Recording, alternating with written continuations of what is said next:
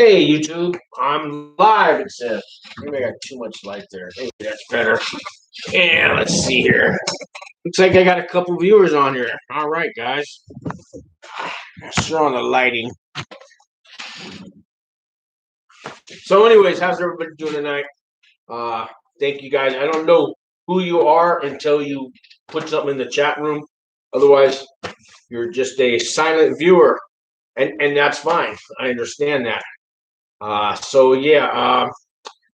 I thought I'd talk about it's Friday night. I'm not in prison, but I was thinking about the things I did while I was in prison on Friday nights and every night for that matter. So I'm hoping I get a lot of questions and I can answer some. And today I sent out a bunch of messages to people I've talked to, and so on my phone, I sent out little YouTube things for this specific night. And anyways, it ends up I got 42 people that I sent a message to, and those 42 people I have actually talked to on the phone. So apparently I've talked to 42 of you in person.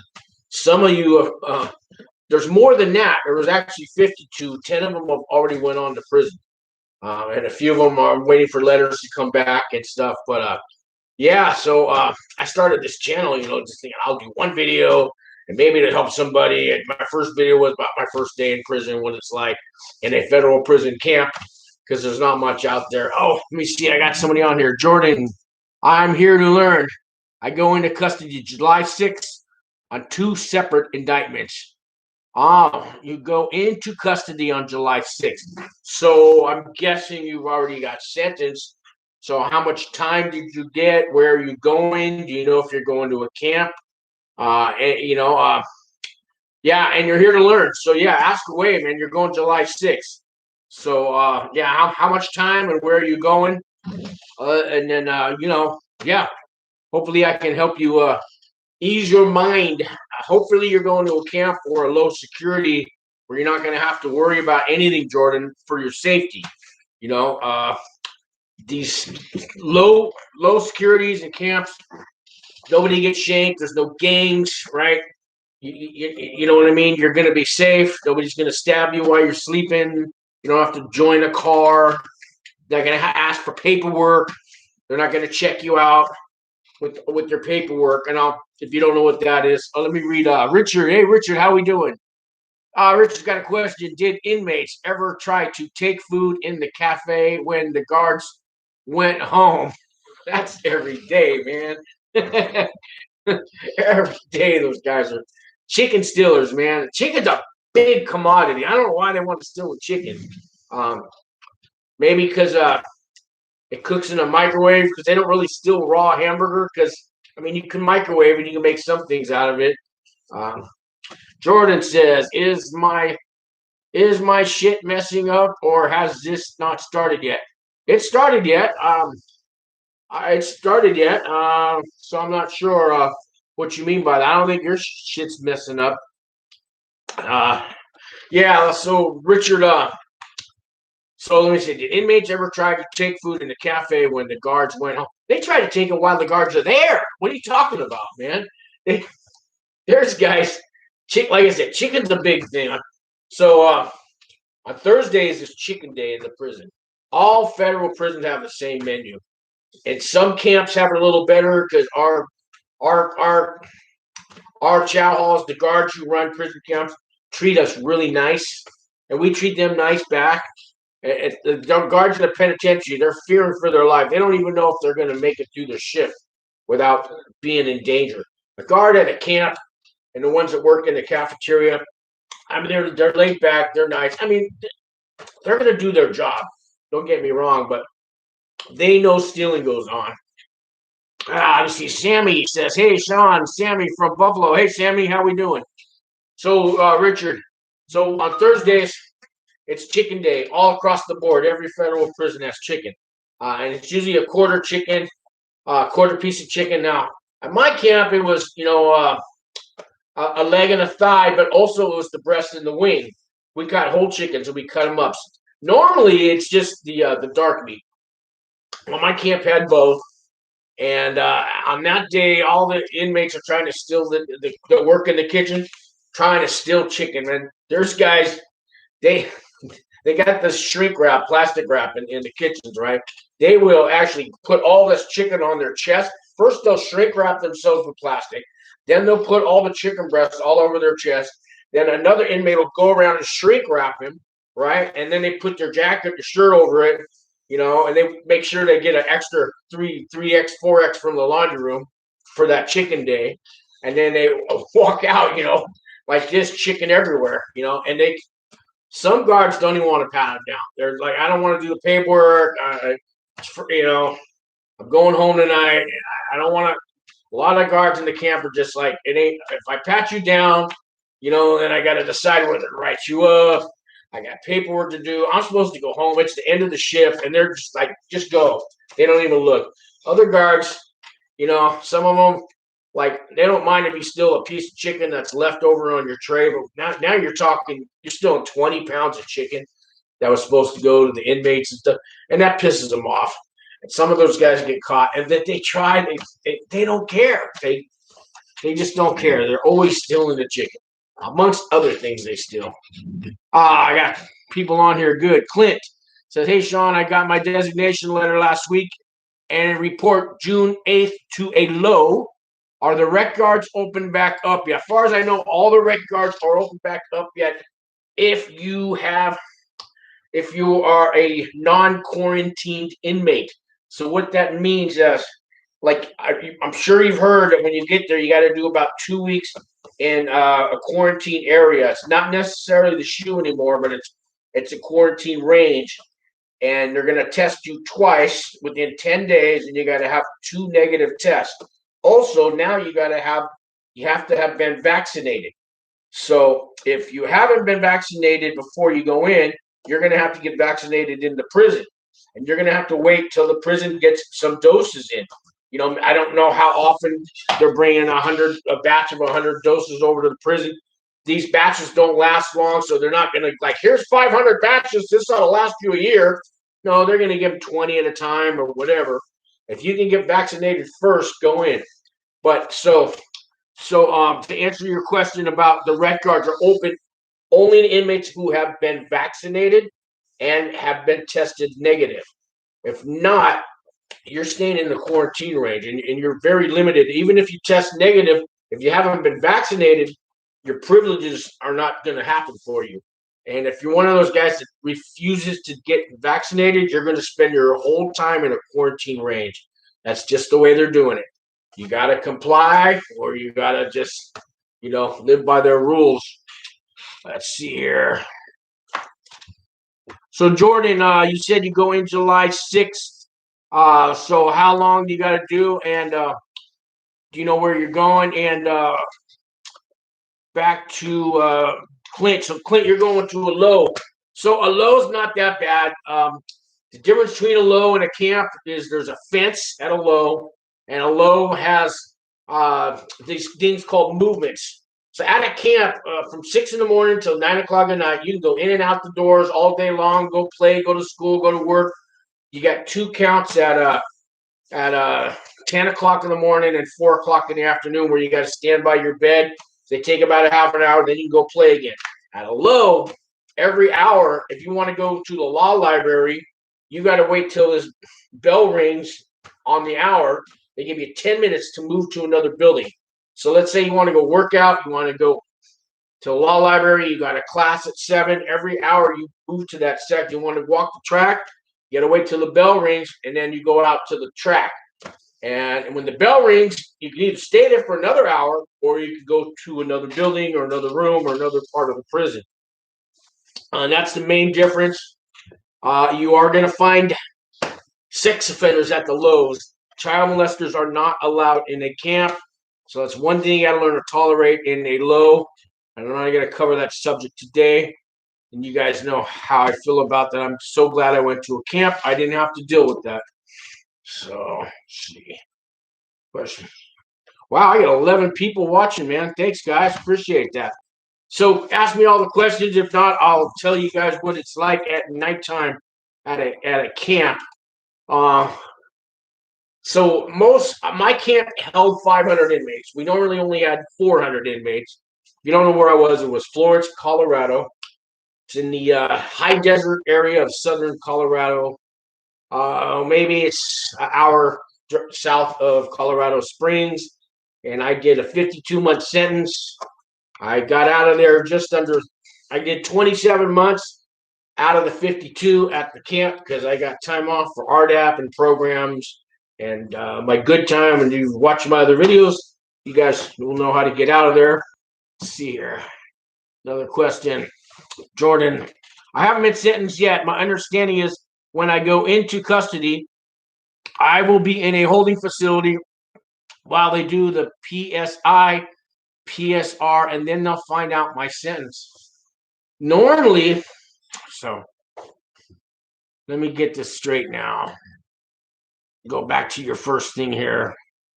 You go into custody July 6th. Oh, so you go into custody, but you're not going to get sentenced. So you haven't been sentenced yet. So you've been indicted, I guess, and you're not on pretrial yet. Let me see what next. According to my lawyer, I'll probably do 5 years total between the two indictments. I'm really curious about how to know if I qualify for first step. I don't qualify for RDAP. So most inmates qualify for first step as long as they don't have any harsh criminal. You got to be like a nonviolent criminal, but some you can do robbery. I don't have a list, but how should I say? If you haven't killed anybody and you haven't done any assaults on police officers or law enforcement and you have no escape charges, you're probably qualified for first step. No sex offenders are allowed to get the First Step Act either. So let me see. According to my lawyer, probably. So you got to go into custody, but you're not. So you know if you're going to be on pretrial. So you haven't even been sentenced yet. I mean, you're going into custody. So that tells me they don't. Most people in a federal. Jordan, let me say, most people that have a federal case get out on pretrial, and that's a bond. A lot of us, I didn't have to put up any money. I just signed the paper. Sometimes you don't want your family to sign the paper. Some people have to put up $5,000, $10,000, but they put you on pretrial where or home confinement or ankle bracelet until you get sentenced. Now, some people do have to stay in a detention in a county jail the whole time until they get sentenced, but you're already out now. So I'm wondering why you have to go into custody unless you violated your pretrial and maybe you gave them a dirty test, something like that. But even once you go in there, there's ways to get out on pretrial while you're awaiting your sentencing. So I'm not all sure about your case. Let me read some more of this stuff. Hi, Celie. I see you're on there. Do you have privacy in your sleeping area? Yes, like a wall or a cubicle or all open bunks in a large room. My camp was cubicles, stone cement kind of cubicles. They were about 6 feet tall. If I stood up, I'm not quite 6 foot. I'm only 5'8". I really couldn't see over the wall. And there was like 10 on each. They call them ranges, and I think we had 10 on each side. 2-man cubicles, no bunk beds. And when you're talking about all open bunks or in a large room, that's usually a low does that. There are a few camps that do that, but most camps it's 2-person cubicles, and they're decent size. And you get a table. There's usually a window that you can look out. Lots of privacy, except people walking by. And people are told not to. When you walk by somebody's cubicle, you're not supposed to look in there and stare. You just keep going. At my camp, some guys put up a blanket, and the guards didn't say anything. But if the guards see that, they don't like that. Let's see what else I got here. Jordan says, I'm in pretrial now. So, Jordan, if you're in pretrial now, let me read what else you said. Indictment 1, money laundering, conspiracy, distribution, possession of a firearm or drugs. Second indictment, accessory to arson after the fact. I'm on pretrial right now. So why do you got to go into custody? If you're not pretrial and you're obviously out right now, why are they going to lock you up till you get sentenced? Can't you just stay out? Most of us stay out on pretrial unless we violate. Or for some reason they're not trusting you, and now they want to put you in custody for the rest of your pretrial. And so I don't know why they're going to do that to you. Obviously, they think you're a risk. Why are you out now? Because normally they don't let you out and change their mind and go, hey, you know what? We don't want you out. Actually, we're going to lock you up for the rest. So I don't know everything about your case, but maybe I can help you figure that out. Let's see what else is on here. Sammy from Buffalo, New York. All right. Okay. All right. I thought I saw another question. So, trying to answer questions and then tell you guys what it's like at nighttime. So my topic tonight is, the nightlife in prison, and there is one. But interrupt me and ask me questions anytime, and I'll stop. I don't mind. I don't mind at all. So Friday night in a prison, what do people do? After about 4 o'clock, most of the staff go home. And when I say so, in a prison camp or most prisons, the day shift has the most staff members. That's going to be all your medical doctors, your nurses, there's dentists there, there's all your medical staff. Then there's administration staff. That's your warden, your associated warden. They have secretaries. They have people doing your paperwork. There's your unit director, your case manager, your counselor. There's guards that work education. They work rec. They work different programs. They work the visiting room. They work the front desk. They work, they work maintenance. They work all the industries, the plumbing, the carpentry, the electricians, all the shops, the chow hall. They stay a little bit later. There's one shift that doesn't get out of the chow hall till maybe 5:30, 6 o'clock. But most of that general staff, they go home at 4 o'clock. Some stay till 5. I got a question, so I'll stop here. Jordan, hey, I've been told because of the type of charges I'm not allowed to self-surrender. That sucks. I haven't violated at all. I'm in good standing. I've just been told I have to be in custody before they start PSI. So PSI stands for pre-sentence investigation. It's also called PSR, pre-sentence report. It's also called pre-sentence report investigation. PSI, PSR, PSIR. It changed every year. They want to change it, but you do that before sentencing, and you normally don't do that until you've accepted some kind of a plea deal. This is going to be like 30 pages long. It's going to be your whole life story. It's going to be, you're going to ask family questions about your children, where you went to school, college, where you went to work. They may call up relatives. They may call up ex-employers. They want to know everything that you've ever owned, any property you have, any bank, wherever you bank, what kind of cars you have, what kind of cars did you have, houses you own, where you've lived, every city, every school you've ever been to. They want your whole life story. There's a section on there for alcohol and drugs, and if you have a problem with alcohol or drugs, that goes in there, and that gets you into RDAP. But yeah, I don't even think you qualify because some of your charges, that's probably why you don't qualify for RDAP. But all this PSI, this PSR, so it's done before you get sentenced, right? It's done by the probation department. Even though you're on pretrial and you deal with pretrial officers, they get a special probation officer to come out and do this. Now, my lawyer gave me my PSI, gave me the 30 pages, says fill this out to your best of your ability. We're going to meet next month with probation. We'll go over it. If there's any changes, you agree, they agree, whatever, we'll fix it that day. I show up, I got my 30 pages. The lawyer, my lawyer, and the probation officer would go over it. Everything looked good. I agree, good. He stamps it. He goes, okay, I'll turn this into the judge and the prosecutor. That's how it worked for me. I was on the outside. If you are being detained in a county jail or a federal detention center, like a federal county jail, while you're waiting sentencing, yes, then you'll do the PSI inside of the jail. But I don't know why they won't let you out. So I see you can't self-surrender. So I'm thinking they've changed their mind. You're too high of a risk. Um, Anybody that's out on pretrial the whole time before they get sentenced, I mean, 90%, 5% of the chance they let you self-surrender. Did you already know you're not going to self-surrender? I'm thinking they think you're a high risk, and they're going, we better lock the guy up before he changes his mind and runs. So they're thinking you're going to run or you're going to do some.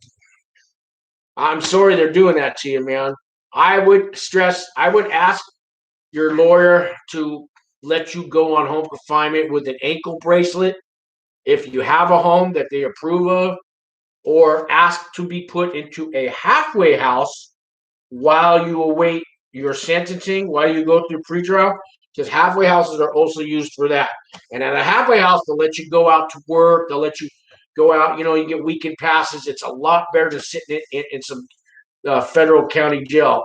So if they won't do home confinement, ask your lawyer, can I do a halfway house instead of being locked up while I'm on pretrial? And that's the best. I think they should go for that because that's really a secure environment. The halfway house, they know they'll put you on an ankle bracelet as well. So ask your lawyer, ankle bracelet and the halfway house instead of having to, go into custody. Try that, okay? Uh, let's see. Jordan says, I was supposed to go in last July, but they allowed me to keep pushing it out because of COVID. Also, that's why they let you out, because they didn't want you going into a crowded federal county jail and getting the virus, and then it's on them. So, like I said, Jordan, ask your lawyer. Say, can I do halfway house with an ankle bracelet instead of being detained? I think they'll go for that. Okay. Richard says, are you able to eat all night once the guards leave? Richard, you can eat piles of food all night long, as much as you want, all day long, too. If it'll fit in your locker, if you got the money, man, yeah, the commissary store, you could stock up. So guys are making, especially on Friday night, on the weekends, we had like 1, 2, 3, 4, 8 microwaves in my building. There's like, what do we have? 25 people on each range, and there's one microwave for every 25 people. But man, the Mexican guys are making like burritos for days, making 20, 30 of them. They're, they're just cooking up. They're cooking up hell of Mexican. If you like Mexican food and you go to prison, yeah, they're. I mean, all the microwaves are being used. People are just making pizzas, and they're making pasta dishes. They're doing. I mean, all kinds of Mexican food, everything. Burritos are really big, and they got fresh ingredients. It all came from the kitchen, and they'll sell them to you. Guys will go around all night long, walking up and down the range, selling all kinds of food and cheesecakes and desserts and cookies. And man, there's so much food. If you got the money, it's there. And if you don't have the money, there's ways to get food too. Let me catch up on some of these. Jordan says, I'm pleading guilty to all charges to lower my point level 3 points. Okay, so you're taking acceptance of responsibility. I get that. That's good. For whatever reason, they made everyone on the second indictment do it that way, having to be in custody, but I will try asking. Yeah. So I don't know where you live and where the nearest halfway house is. If there's a halfway house, let's say the nearest halfway house is 500 miles away. Like if you live in Alaska, the nearest halfway house is Seattle. So then they might not do it. But they should go for that one. Ankle bracelet and live in the halfway house. It's done all the time in the halfway house. We had a lot of guys when I was in the halfway house on pretrial. some with an ankle bracelet, some without, depending on their level of trust. But and they're restricted at the halfway house. They don't get as many passes and freebies like the guys that have done their time already. But they let you off for an hour a day for rec, walk around the neighborhood, do whatever. You can go shopping once a week for like 3 hour shopping pass. You can have a job. Sometimes you can't have a job if they don't trust you enough and you're on free job, but then you stick around the halfway house. It's much better than doing your time in a county jail. So ask for that. Liam, hey Liam, I go in June 7th, Lewisburg camp. Okay. Let's see. Tell me what goes on, Sean, when the CLEs. I'm trying to get there. One more thing from Jordan. Thank you for your help. I might email you about more specifics. Yeah, Jordan, email me. We'll call each other. I'll talk to you.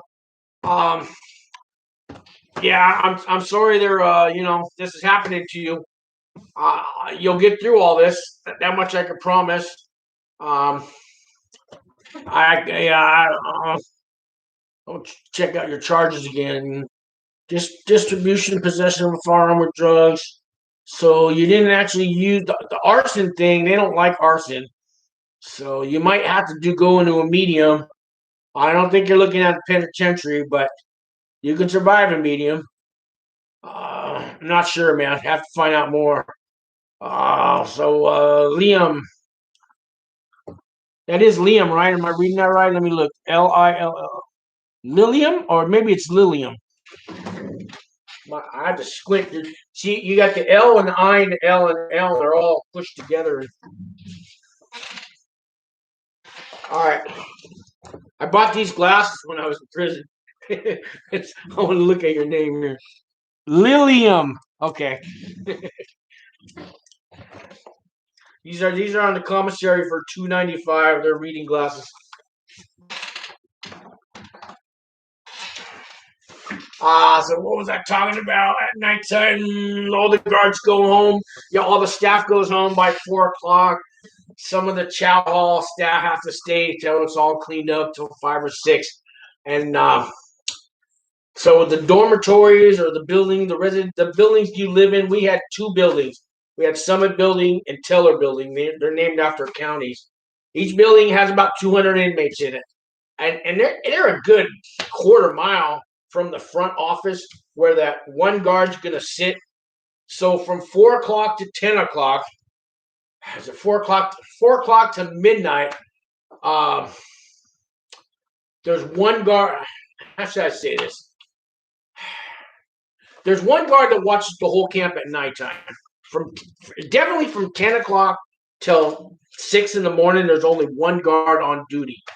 Sometimes from 4:00 to 10:00, there's a second guard on duty, and it just depends.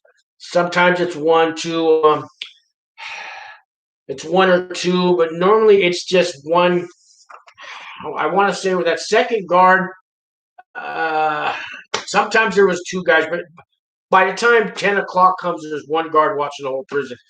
But the thing is, they sit in this front office building. It's about a quarter mile away. And all in the 2 buildings, we have lookouts, okay? Everybody, if the guard comes and if they try to sneak around the back, we got lookouts. All the doors are open at a camp. So if you're at a low, they're going to lock all the doors, all the in and out doors, all the exits at a medium. But at a camp, like by law, they can't lock any of the exit doors. And we had we had 8 or 10 exit doors. Question here. Let's see. Jordan says, thank you for your help. Oh, yeah, Lilium, are there phones in all camps? Honest question. Yes. Now, do you mean cell phones or pay phones? But there's both. Yeah, at nighttime, I was going to get to that. Cell phones everyone breaks out the cell phones, especially after. So they do a 4:00 camp. Everyone's got to stand by their bed at 4:00. Takes about a half an hour. That's where that second guard comes in. And he usually works like most camps are connected to other prisons. So ours was connected to 3 other prisons. They weren't close by, but maybe a half a mile away we had the Supermax and the penitentiary and the medium. and they send over a guard to help do the count at 4 o'clock with the guard who's going to be stationed. So they come by and they count all the inmates. It takes about a half an hour. And then when the guards leave, and everybody watches them go up there, now you're safe. Unless sometimes a counselor works till 6 o'clock or a case manager hasn't left the building. So between 4 and 6, but finally by 6 o'clock, everybody's gone. This is when everybody pulls out their cell phones. And man, so we had about 400 inmates. I know there was at least 150 cell phones going on at Florence. One day, they did a sweep. So one of our TV rooms, they had these. It was the RDAP. It was a TV room, but in the daytime, RDAP used it for their groups. And under each chair, I think they fit 20 chairs in there for the RDAP group. Under each chair, there was at least 2 or 3 cell phones tucked into the upholstery of these chairs. And one day, so they found like 72 cell phones. Somebody said 63, 80, 60 to 80 cell phones this one morning, because one of the RDAP counselors went to sit on her chair and she felt something and reached underneath there, seen like 2 cell phones kind of taped up in there. So guys have been hiding them there. And then they went to check the other building. They locked everything down and they found like, I don't know, 20 more phones in the other building. And that's just what they found. People hide their phones up in the ceiling. They hide them outside in the dirt in a plastic bag. They come up, but they take plumbing apart. They put the cell phones behind the shower, and they got tools, and they put it all back. You'd be surprised. When they catch you with a cell phone, they usually throw you in the shoe and going to strip your good time away. They're going to give you a shot, and so you need 11 points or less to be in a camp. And that shot they give you for the cell phone is probably like 8 points. So unless you've got 3 points or less, you're going to get shipped out and go to a low. So you take a big risk with the cell phone, but people don't seem to care. But they got lookouts. There's a little. There was a guy that ran security for the prison camp I was in. He did inmate security. So he's got guys at all the doors, 3 or 4 guys. One guy staring at the office. They called it the bubble. He would pay these guys. I remember because they offered it to me to do it, and I was thinking about it. But all I had to do was just sit there for a shift from like 6 to 9 and watch. If a guard comes out, then I just give a hand signal to a guy that's standing in the window. Or if I'm the guy by the door, I open up the door, and the code word was microwave. Hey, the microwave's broken. The microwave's broken. And everybody hides their cell phones. They put out their cigarettes and all that, and the guard's coming. And it takes the guards at least 10 minutes to walk there. So this kind of stuff goes on at night. So, yeah, there's lots of cell phones. And the pay phones you can use till like 10 o'clock at night. Let's see here. What else? Thank you for your help. My email, and I read that. How does the dorm unit looks like? Hey, Sean, this is Bruno. Hey, Bruno. Elver, okay. How does the dorm units look like? Have you ever watched Orange is the New Black? Those women in prison, pretty, but look kind of like that. So it's a hallway with office cubicles made of brick. And like I said, there's like, I want to say 10 cubicles on each, 10 on each side. Maybe it's 8. I never really counted how many, 8 to 10. What about 20 inmates in each hallway? We call them ranges. And it's all kind of, it's painted nice, different colors. If you're in the RDAP building, they got artwork all over the walls. Every range has its own bathroom. Every bathroom has 4 sinks, 4 showers, 2 toilets, and 2 urinals. Every range has a TV room. Most do. Sometimes that TV room been converted into an office for someone. But 3 out of 4 ranges have a TV room, and within the TV room, they have their little computer terminals to do your email, your True Links.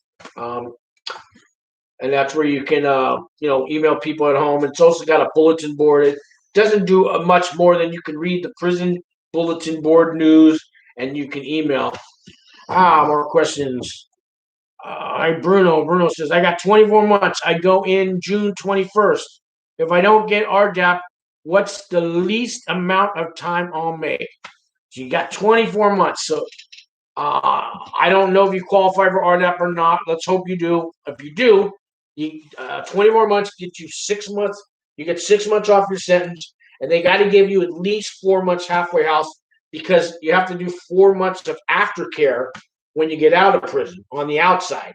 So that's going to be twice a week. You're going to go to some kind of a mental health clinic and do your aftercare. You meet once with a one-on-one psychologist, therapist, and then you meet once a week with in group counseling. So that's 10 months I just named there, and you'll get 2 months off for every year. So you're going to get 4 months good time. So that's 4, and 6. So 14 months off, 10 months. You'll be in there for 10 months. Now you got to time that right. You go in June 21st. Do you know when RDAP starts? See, if RDAP started on June 1st, you're kind of fucked because it takes 9 months to do RDAP. You're only going to be in there for 10. If it started on June 1st, they're going to make you wait till September. And then you got to do 9 more months. So now you're talking, how are you going to do 11 months and be home and leave in 10? They kind of figure stuff out. I don't know what they're going to do. They're going to have to figure something out. Maybe they have you start late and you do extra classes. But yeah, you got to time that right. But you're looking at 10 months and you're out of there. Lillian, can you leave the range? Yes. Yeah, you can leave the range. You can go in and out all day long at a camp. A low, like I said, every hour you have movement.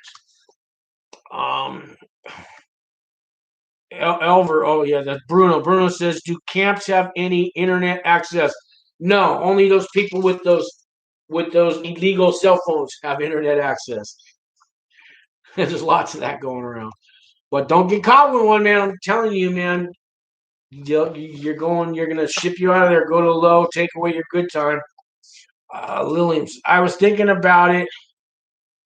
I think I'm only gonna get 2 months of good time instead of 4. Well, you get 54 days for every year. So roughly 2 months good time for every year that you do.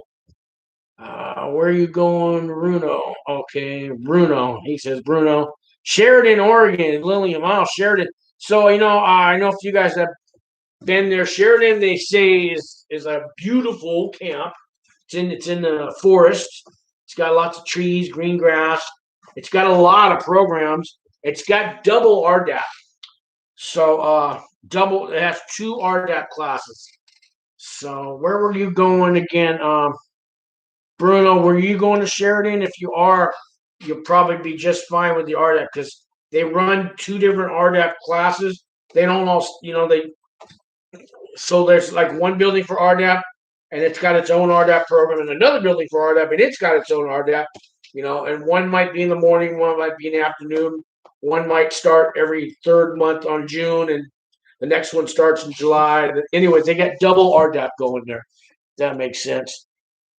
Oh, here we go. Oh, Bruno says, what if I don't get RDAP? How many months will I do in that scenario? You would get, if you don't get RDAP, you'll get 4 months off good time. That's 20 months. And yeah, 20, you're looking at 20 months. You can get a few months. You're also going to get halfway house time. They usually give you 1 month for every year you're in there, depending on your case. So if you are completely homeless with no money on your books, no visitors, and nowhere to go when you get out, you're going to be homeless.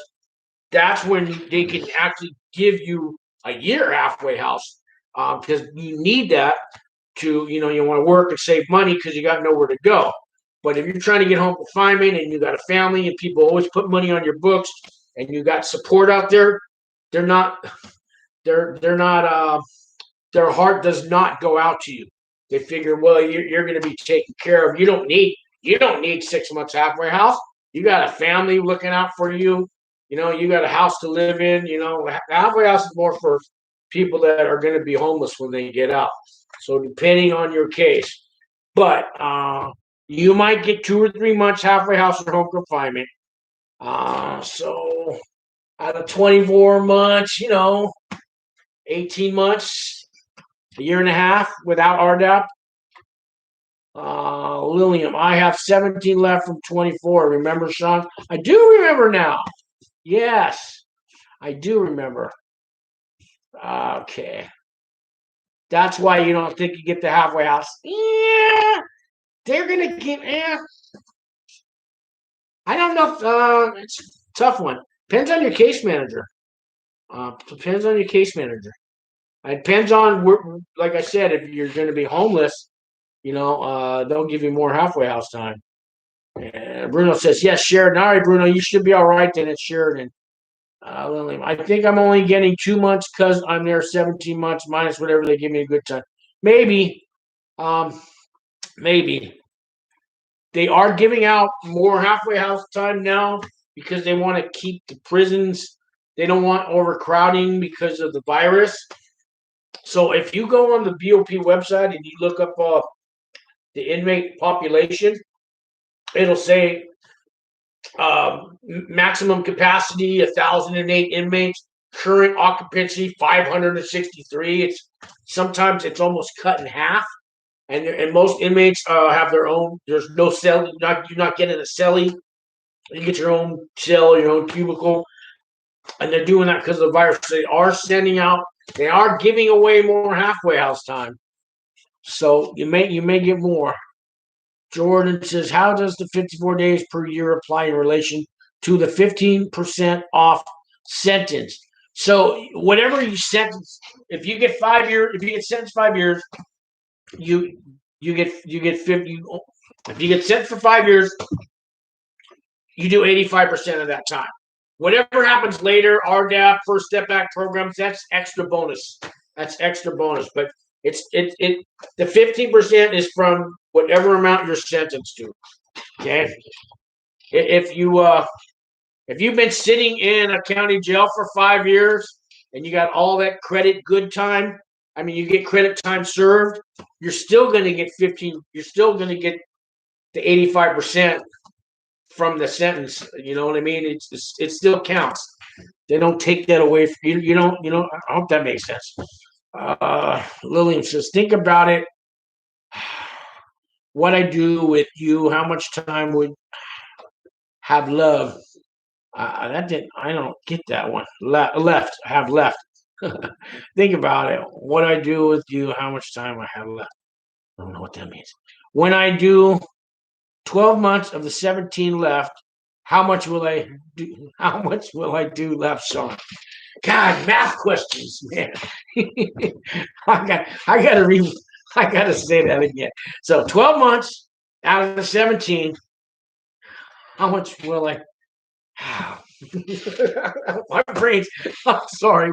You got a 24-month sentence, you got 17 months left to do. Normally your good time's gonna be 4 months. 17 minus 4 is 13. And you should get at least 2 months halfway house time. So 11 months is my answer. Jordan says, okay, cool. Really hope I qualify for First Step Back. Going to ask my lawyer about that as well. Thank you. It makes sense. Okay. You're welcome. Lillian said, that's why I think I'm only getting 2 months of good time. You're going to get 4 months of good time regardless if you've done this. So I know you have credit time served is not the same as good time. And I think that's what's confusing you. Your credit time served is what you've done locked up in a county jail. But that has nothing to do with the good time. So if you got a 24-month sentence, right, you're going to get 54 days off for every year. Regardless if you've been locked up or not locked up, that's yours. You get that. And then your credit time served. So 17 out of 24, you've already, you've done that time. So it just speeds the clock up. You'll still get your 4 months good time. Okay, unless you violate, go get a cell phone. They'll take that away from you. Yes, you will get that. John Cooch, hey Cooch, what's going on, my Brooklyn buddy? LLMAO. John, man, when you coming on the channel with me, man? You said you would one day. Lillian says I have 7 months in. Yeah, and you have 7 months in credit time served. That's yours. They can't take that away from you. You're still going to get the 4 months good time. That's 11 months out of 24. 11 minus 24 is 13, and then halfway house time. They'll give you probably 2 months because you had a 2-year sentence. So there's your 11 months. They might even give you 3 months halfway house time. 10 months. You'll be in and out. Blink. You're going home. It's going to be over soon. We'll get through this. I promise. Cooch says, fucking math. Lots of laughs. What up, Sean? What up, Cooch? This guy, man, this guy's fun to talk to. Cooch, man. Glad you're on here. Shit, I got a lot of people watching too. That's cool. All right, man. So these math questions. You know what I went to prison for, guys? For doing false tax returns. A lot of math involved. What I'm trying to think. Good time served. Halfway house time minus this.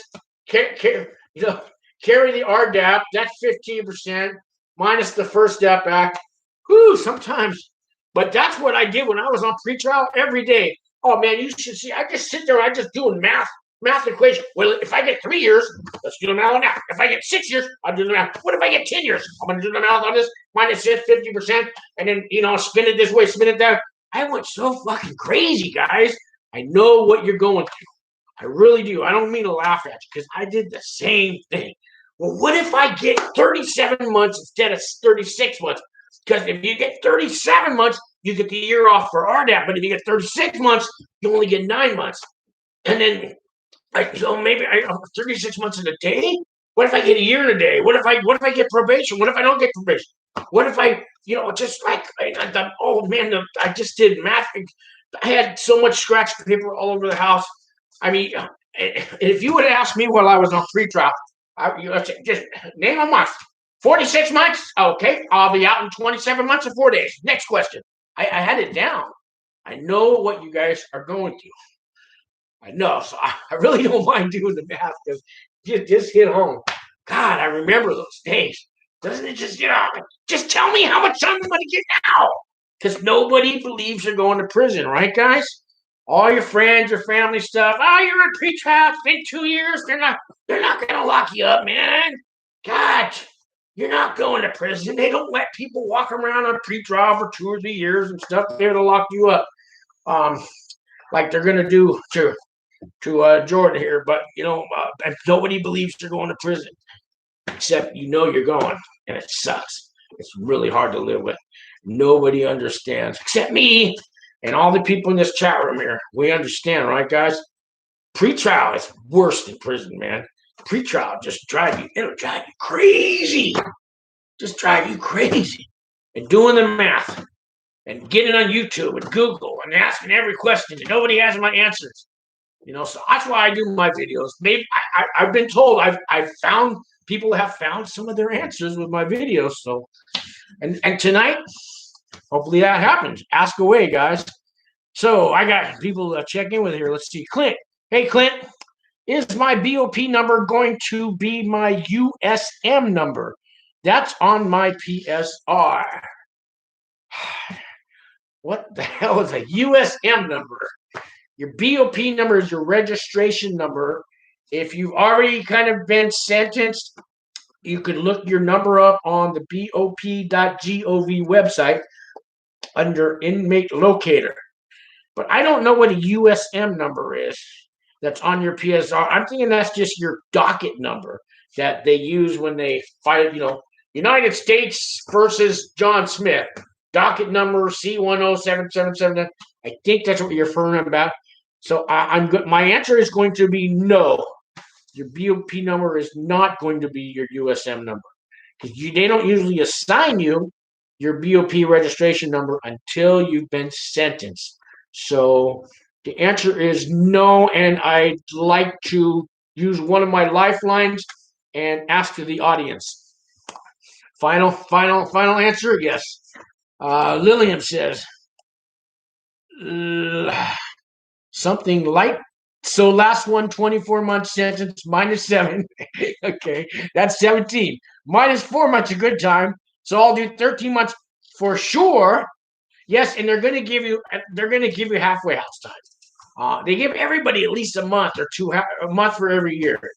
Okay, so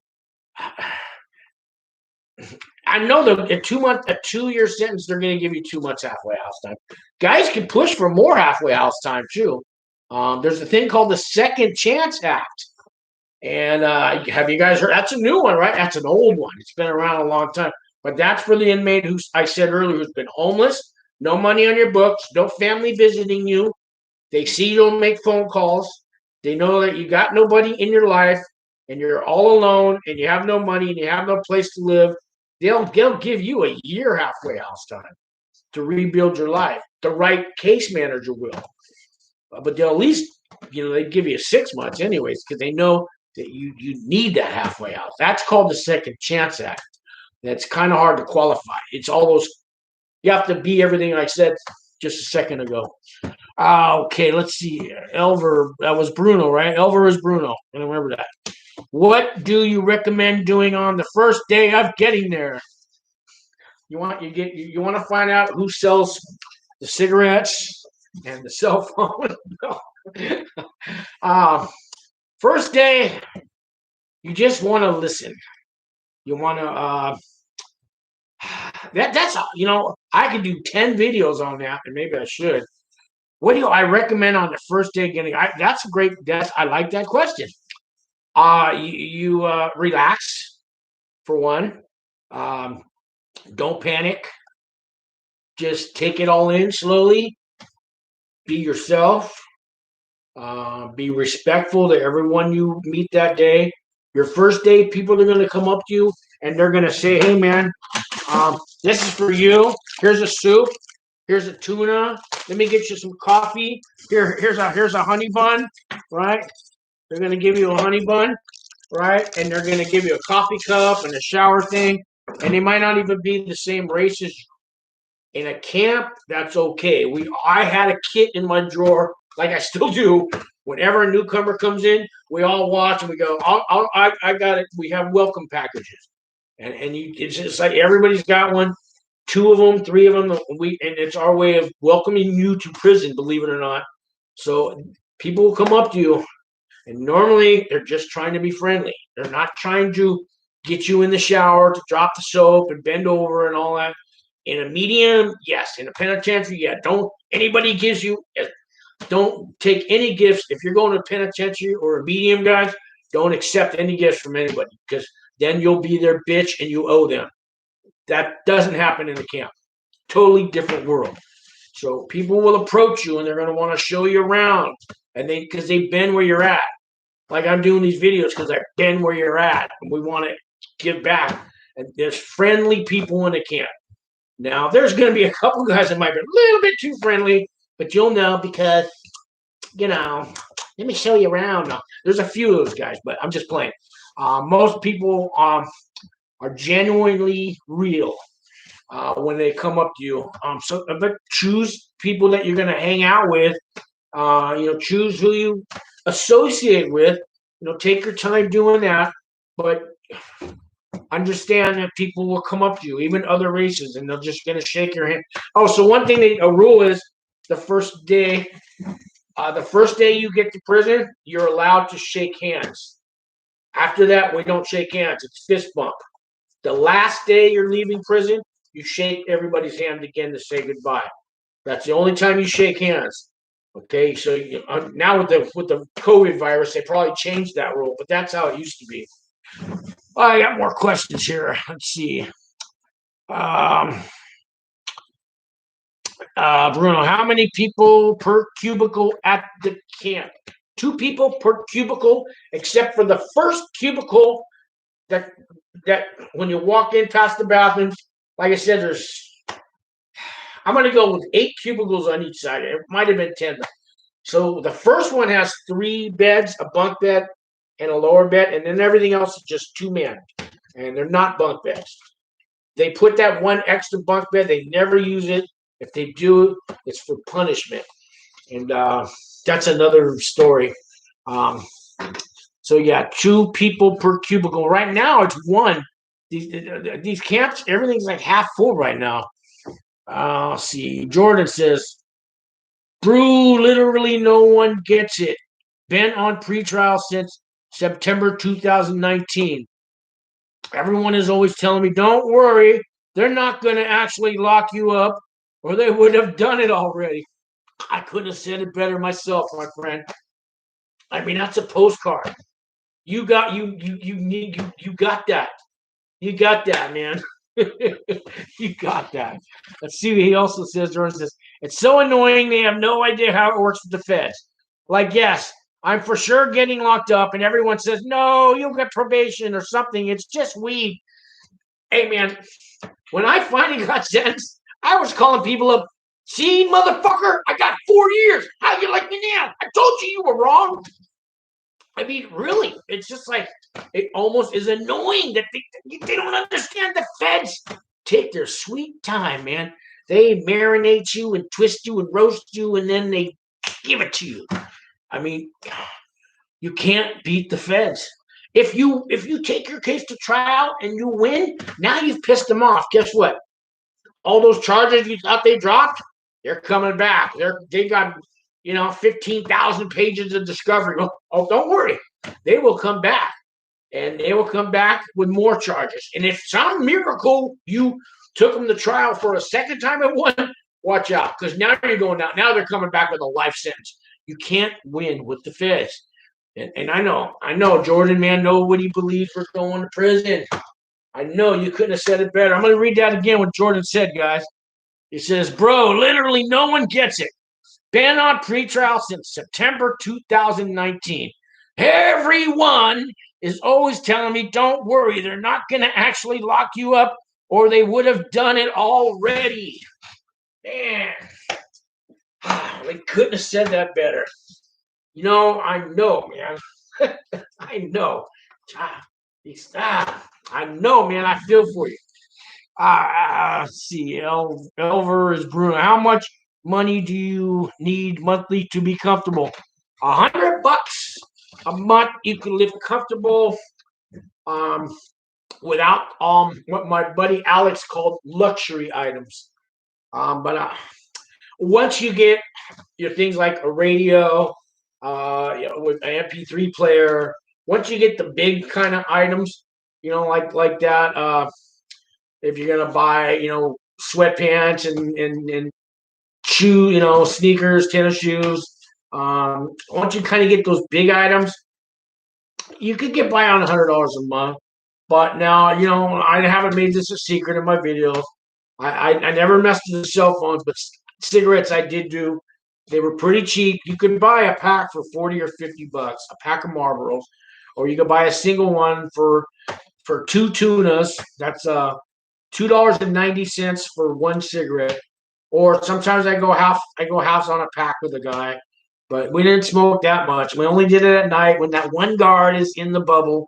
But yeah, that's what I did. And that was my thing. So, I needed extra money for that. So, a lot of alcohol at the camps don't have fences, guys. So there's guys that'll go to the store for you. Store runs. Usually they have their girlfriend go to the store. Whatever you order is dropped off on the side of the road. Guards know about it. It's no secret. You see, guards, we don't have to use the guards. If you want to smuggle anything you want to smuggle in, if you wanted to smuggle, there's been stories of women sneaking into the camps. So and you can get anything you want.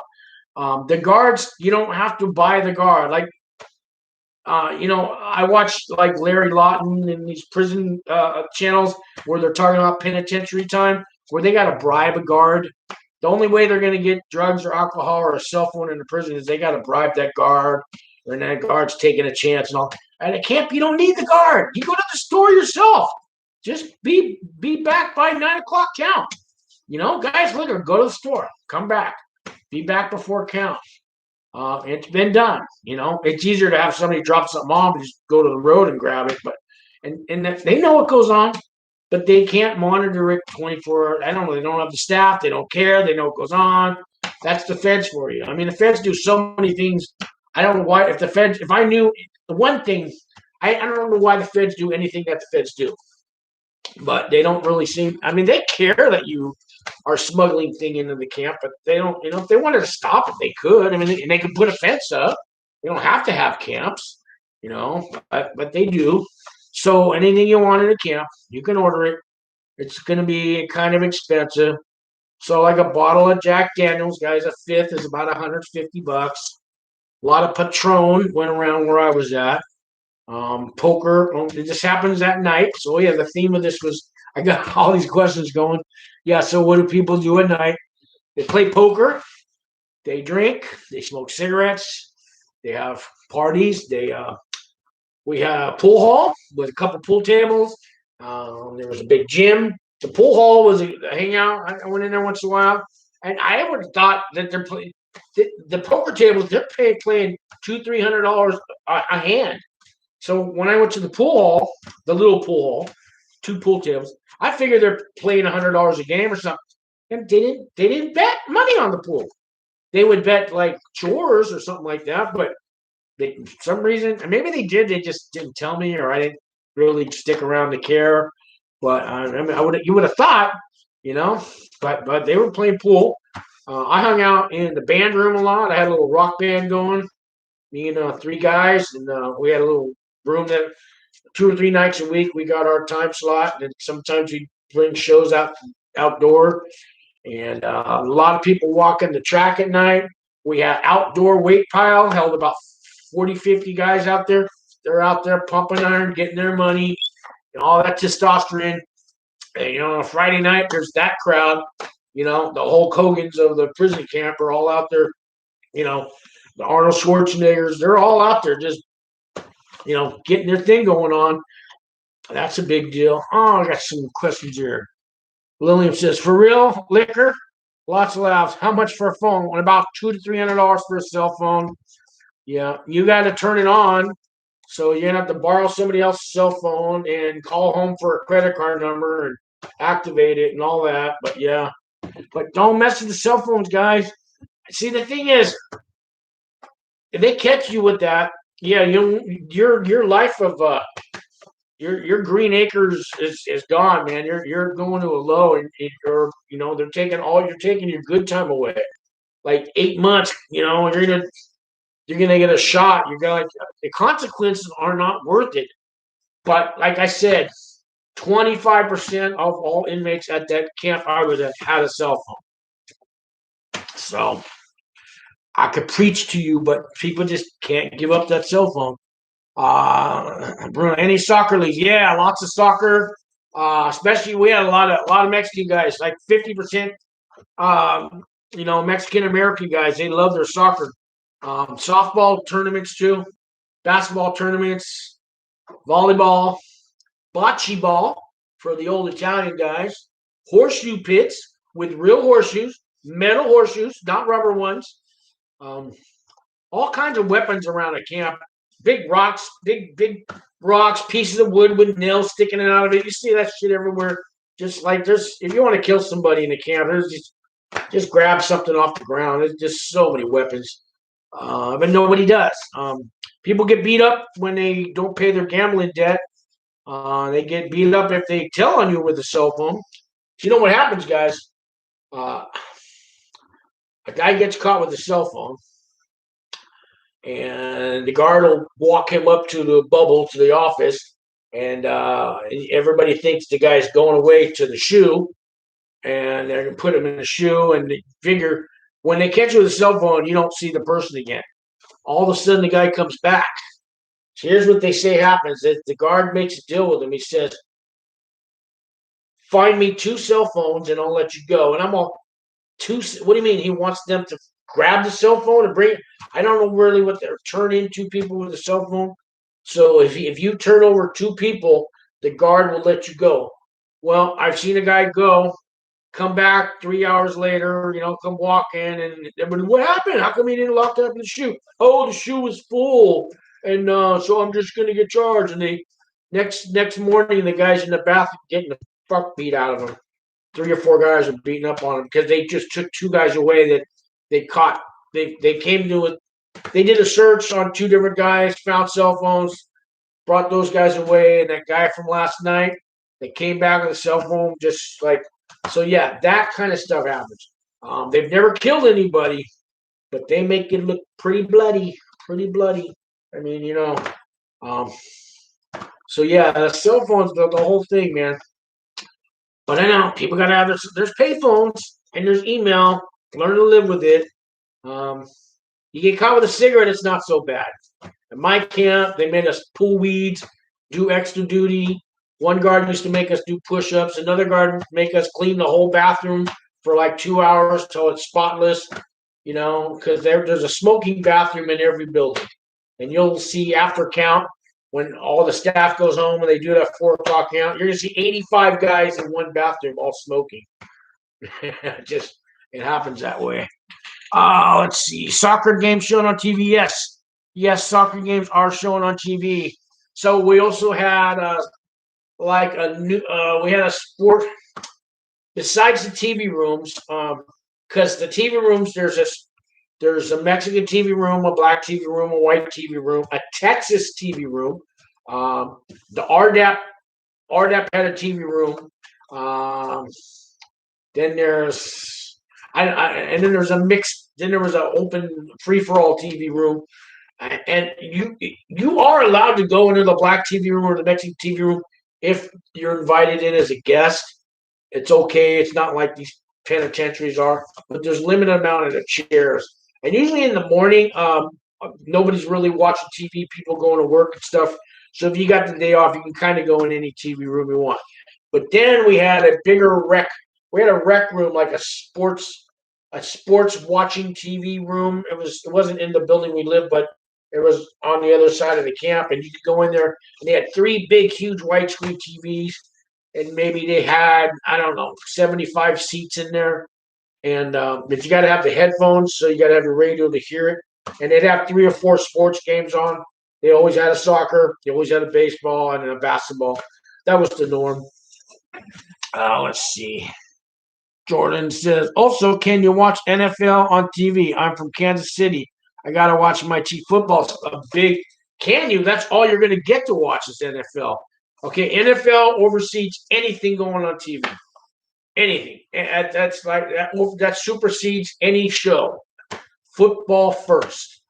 Football first. Okay, so sports tickets, football pools, side bets, big bets, Vegas, over, under, what's the score? Big time sports tickets and gambling and just big time football in all levels of federal prisons. All levels. Let's see. Jordan, is there steroids in there? Yeah, you can order them. You can order them from the side of the road company. The guy who goes to the store. Yeah, people buy that stuff. Yeah, they got it in there. Yeah, some guys all they live for is working out, the weight pile and protein. Man, that's their life. That's the weight pile, protein. That's all they care about. It's their whole life. Yeah, like you got the little symbols there. The guy, yeah, some guys that's all they care about. How many grams of protein and when's the weight pile open? Lillian says, what can you do if you don't work or have a job for the first couple of months? So, okay, you can do, and chances are you're not going to work for the first month there anyways. You got to go through an orientation. They usually do that once a month. I mean, if you come there, for some reason you show up on a Monday and they just so happen to have the orientation going on that Friday, you might be able to work within the first week. But normally you're not going to work 3 or 4 weeks, 2 anyways.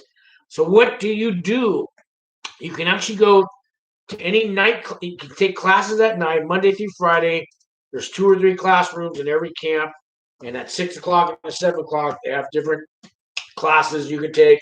All subjects from real estate to learning Spanish to history to real estate, all kinds of classes. You could go to that's watch sports in that the rec room I told you about. That's open all day long. So and then you could walk the track. The gym's open all day and night. It's not just a nighttime thing. So and they have workout machines. They have exercise bikes. They have the Eclipto things. They have the Stairmasters. They have all kinds of. My camp was considered a small camp, and they had at least 20 workout machines besides the weight pile. Handball was big there too. You could play pool. You could go to the music room, grab a saxophone, grab a guitar. There's little rooms you could practice in, or you could take it outside. We had a piano. We had a band room. There's a library. There's a law library. There's a chapel, and you can watch. There's even a religious room to watch religious movies in this little part of the chapel. There's a little library in there. You could you can just we had a dog program, and guys are there's these little puppies walking all over the prison, and you can ask somebody, can I take your dog for a walk? And you walk their dog around the track. um, you could stay inside. You could watch TV inside of your building where you live. You could sleep. You could take a nap. And a lot of penitentiaries and mediums, those guys told me that they can't take a nap in the day because somebody will come up and stab them while they're sleeping.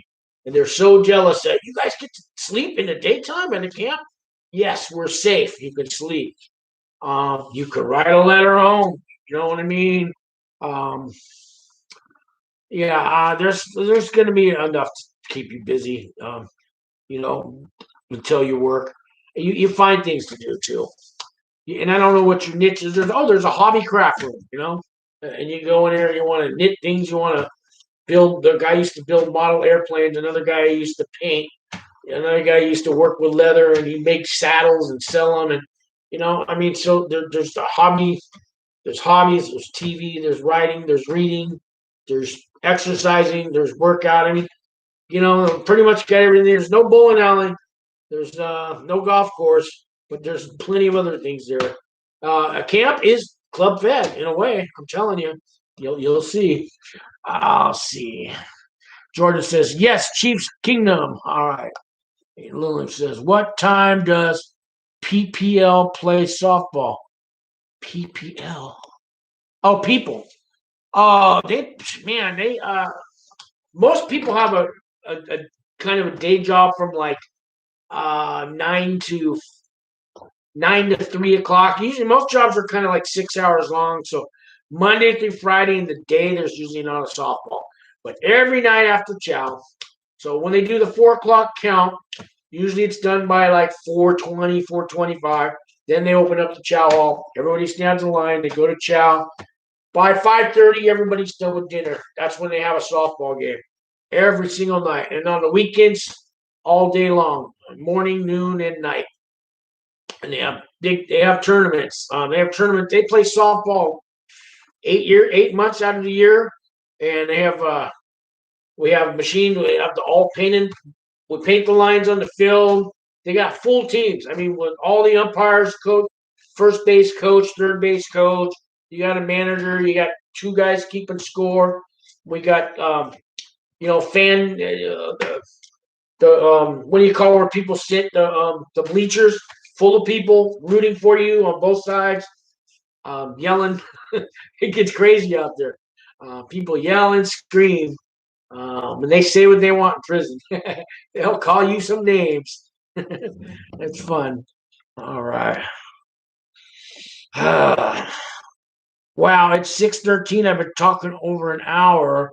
I didn't really, what? I'll have to do this again, and I didn't really tell you guys too much that goes on at night. I a little bit. Whoever's watched for the whole hour, but let's see. Yeah, I'm probably going to clock. I was only going to do this for an hour, but I'll give you guys 5 minutes to ask me some more questions, and then you'll have to catch me on the next video.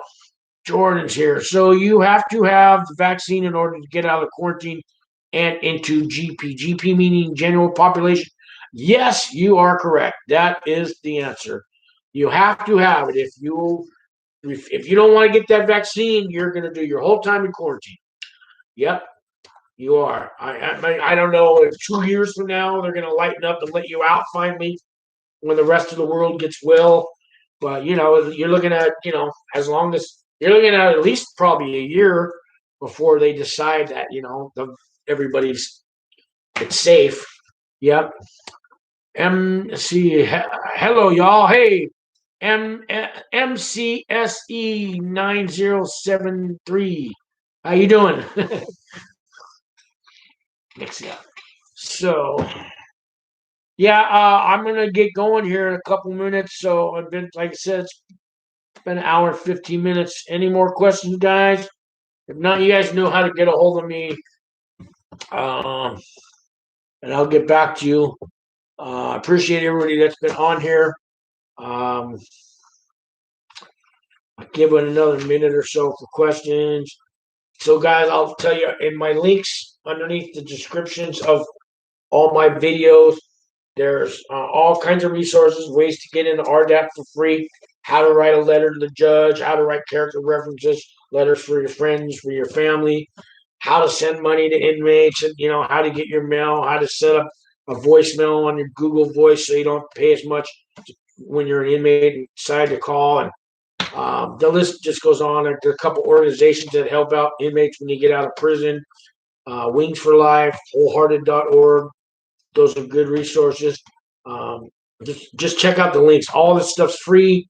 How to check out your custody level, your sentencing guidelines, all the stuff like a prison consultant would charge you 5 or 10 grand for. It's all free underneath all of my videos. Just click where it says show more. It'll open up. Save yourself 5 grand and just click those links, and that's everything these prison consultants charge you the money for. I found it all for free. So save yourself the money. Don't hire those guys. Jordan says, thanks again, Sean. We appreciate you and what you do. You're welcome. All right, guys, I'm going to say good night. Subscribe, like the channel. See you in the next one.